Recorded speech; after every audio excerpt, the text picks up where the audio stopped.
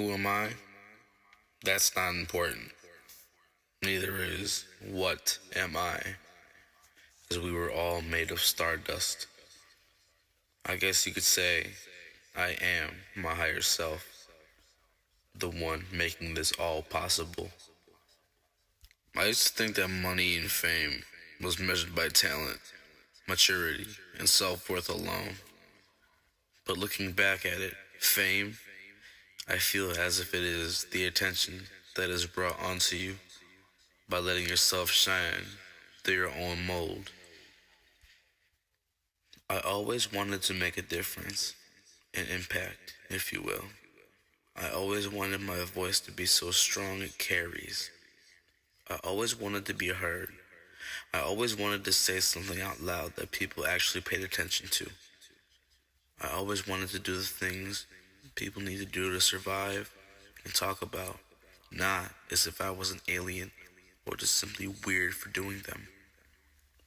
It was always fame or shame growing up, meaning if you weren't famous or paid attention to the things that celebrities paid attention to, then you were lame as a rock.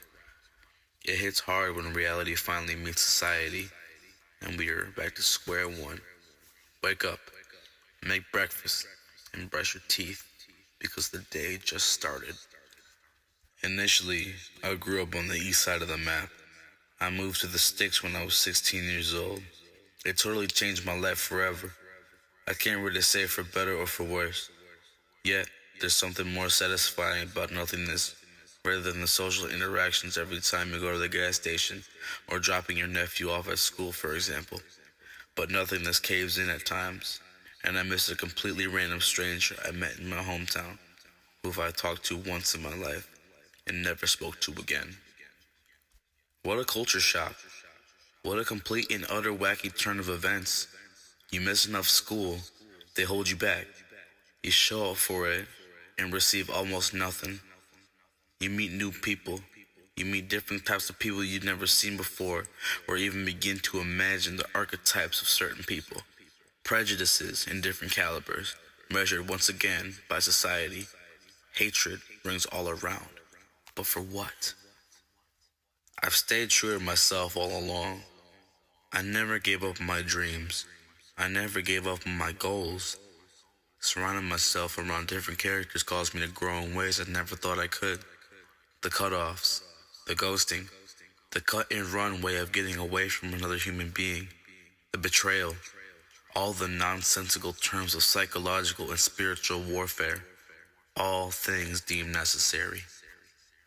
It wasn't hard for me once I realized I needed to calm down and relax myself, not meaning to sit on my ass all day doing nothing, yet taking a moment to think, reflect, and then thank myself for holding on so long and well.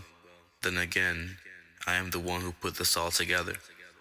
It's not who am I, it's you and I. Unite.